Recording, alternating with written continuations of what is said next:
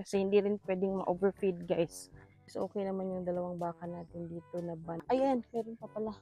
246. Ito yung may namatay na yung isang. Hi guys! Welcome back again sa aming channel nga pala guys. And matagal-tagal tayo bago nakapag ganitong video, ganitong uri ng video.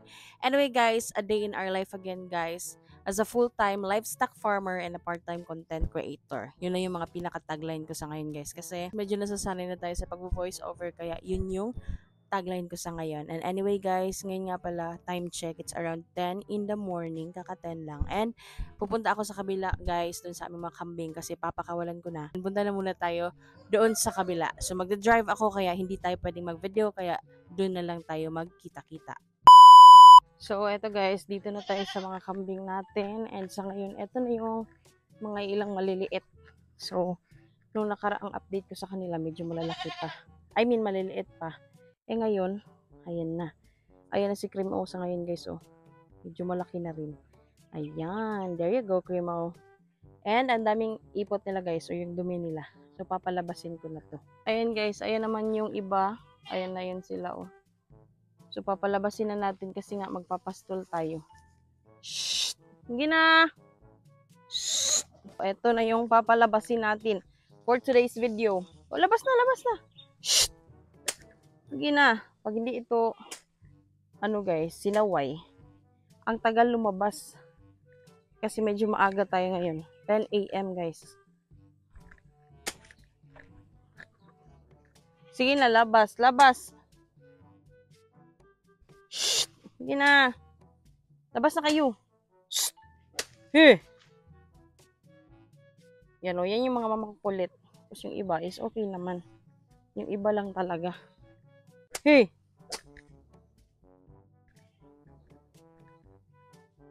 Yan, ganito yung scenario namin guys. Tuwing umaga. Tapos kinahampunan nito. Siyempre, ibalik ko ulit ito sila sa kulungan nila. Ano lang guys, mga 3 to 4 hours. Ganun. Yan yung aming routine. Tapos, pasok na sila. Kasi hindi rin pwedeng ma-overfeed guys. Possible mag-bloated sila. So, ayan, palabasin ko muna to guys. Mag-traffic na muna ako doon kasi kung hindi ko to alalayan, baka masagasaan ng mga motorista. Kaya kailangan alalayan natin. So, balik lang ako mamaya. Sige na! Shh! Daxi! Shh! Labas na, labas! Shh! Hey!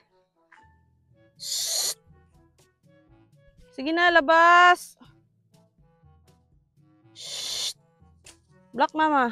Dali, dalian mo. Dali! Shh! Doon na. Ayan na yan guys. Yan na yung routine nila. Yan, pupunta yan sila dun sa pinakalikod. Ayun ko, ano ko pa yan guys. Aabugin ko pa yan dun. Para talagang mamaya pa pupunta dito sa mga gilid ng daan. Para hindi rin masagasaan. Tsaka mabusog sila dun kasi medyo makapal pa yung damo dun. Diyan yan sila kakakain ng mga damo-damo. Ayan. Yung iba nandun na sa pinakalikod din. So, dito sila 3 to 4 hours guys. Kung minsan kapag umuulan, 2 hours lang.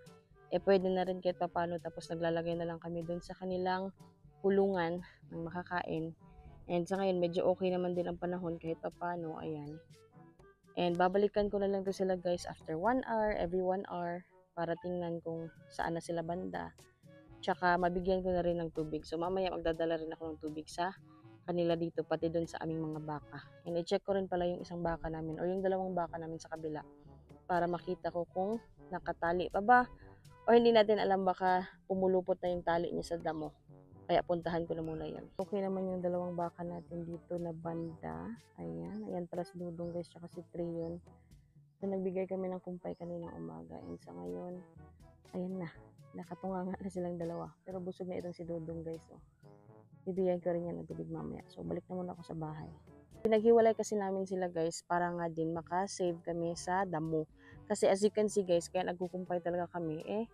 Ayan, medyo kalbo na rin talaga. Ayan. So, ito yung isa guys, yan.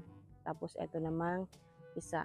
Isa lang, dalawa lang yung nandito para nga din makakain talaga sila ng gusto. Tapos, malipat-lipat lang namin yung aming mga baka. Kaya, gayon yung ginagawa namin. Pinag-separate namin sila So, ayun, iiwan ko na lang itong mga alaga namin guys and babalik ulit ako sa bahay para doon naman sa mga itlog na hindi na nga mapapakinabangan, ibibigay ko yun sa aking pamangkin para nga maano nila maluto kasi hindi nga kami kumakain nun guys. Medyo nagsawa na rin kami, ano ba yan, ang daming buta. So, medyo nagsawa na rin kami doon kaya ibibigay ko na lang yun at nang hindi rin masayang. Kasi nga guys, yung iba talaga doon is wala naman talaga yung mga upa or hindi siya fertile egg. So, kaya pwede na rin yun na pang-ulam. So, ayun guys, at babalik ako sa bahay at magbabalik lang tayo mamaya dito. Diba? Ang dami ko sinabi. So, ayun guys, balik lang ako mamaya. So, ayun guys, nandito na tayo sa bahay and kukunin ko na yung mga itlog guys. Kukolektahin ko, tsaka ibibigay ko mamaya. Yan nga pala guys, si Raptor. Yan, kung matatandaan nyo, siya yung nasa likod ng aming bahay. So, kinuha ni partner kasi nga, pagpapahingahin niya muna. And sa ngayon nga pala guys, kung matatandaan nyo, nung nakaraan, nag-molt yan siya. Pero sa ngayon, maganda na yung kanyang balahibo. Medyo naka-recover na, pero hindi pa talaga totally. Pero at least, nandyan na tayo. Papunta na tayo sa exciting part. Char. Anyway guys, ayun. Kukuha lang ako ng balde or ng any container para malagay ko yung mga itlog na pinagkunan dun sa may ano ba tawag dun? Dun sa may pugaran. Ayan, meron silang nakitang, ano yan, palaka ata yan guys, oh. Diba? Ang tatakaw nyo. Parang hindi kayo pinapakain. Pati palaka, guys, na pagdiskitahan. So, eto guys, meron tayong ano dito. Ayan guys, o merong mga itlog. O, diba? Nung nakaraan guys, nakita ko na yan. Feeling ko guys, iniwan nyo ng nanay. Ayan, kasi nga hindi maganda. And tingnan ko lang guys kung okay pa ba yan. Ipapasuyo ko na lang sa kanila na sila na magkandil. At nang mapakinabangan nga. Ayan. Parang wala kasi itong mga upa guys. So kung napapansin nyo guys, ito yung dati na pinaglalangyan ng kambing. Kaya ang daming dumi nila. Feeling ko first time mom to or yung mga sana i-dispose na namin ng mga inahin. Kaya ganito siya kaliliit. Medyo maliliit pa sila. So yun yung sabi nila guys or sa experience din namin actually. Kapag first time mom or first time na maging brood hen ay talagang maliliit. So, meron akong 7 nakuha dito guys and dun tayo sa mga iba pang areas na nakita ko nung nakaraan na. Ayan, meron pa pala. 2, 4, 6. Ayan, ito pala yung pang 7. Yung mga ilang areas na meron ding itlog. So, yung dito guys, dahil hindi pa ako sure nito kung iniwanan na ba to or sadyang hindi pa siya naglimlim kasi nga hindi pa naman din ganoon karami yung kanyang itlog kaya i-arrange ko na lang muna to. Tapos, magsiset na lang ako ng date guys, siguro mga 21 days or after 15 days kasi medyo marami-rami na rin to, mga around 5. Saka ko yan tingnan ulit kung naglimlim na. Ito yung pinagkunan natin ng mga sisiw lilinisin ko na lang to kasi ito yung may namatay na yung isang sisiw. Yan, kung matatandaan nyo, ito yung may isang sisiw na hindi na buhay kasi, actually, napisa siya.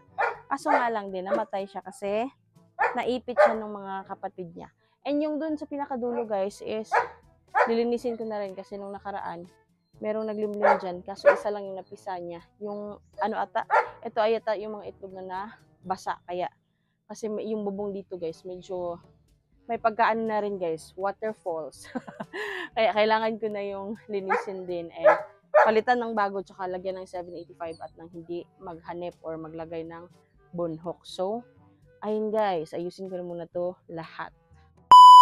So, ayun guys, eto na. Ayan, napalitan ko na yan ng beddings. Ayan na guys. Tapos, eto yung pangalawa. Kinuha ko na yung may patay na sisiw at nang hindi na dumihin. And malinisan na natin para kung sakaling mayroong bago ayan na yung kanilang paglilimliman. Tsaka, yung sinabi ko kanina, hindi ko na muna kinuha.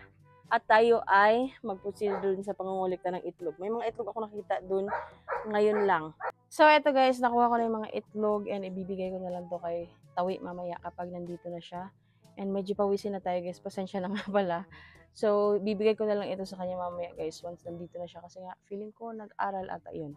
Nag-eskwela kasi nga araw ng pasok ngayon. So, ayun guys, yung ating mga itlog. So, see you around guys. Babalik lang ako mamaya kasi sa tubig naman tayo ng aking mga baka. Kailangan nyo mapainom tsaka yung mga kambing din namin. So, ayun lang. Char. Don't forget to follow guys and subscribe. Balik ako mamaya.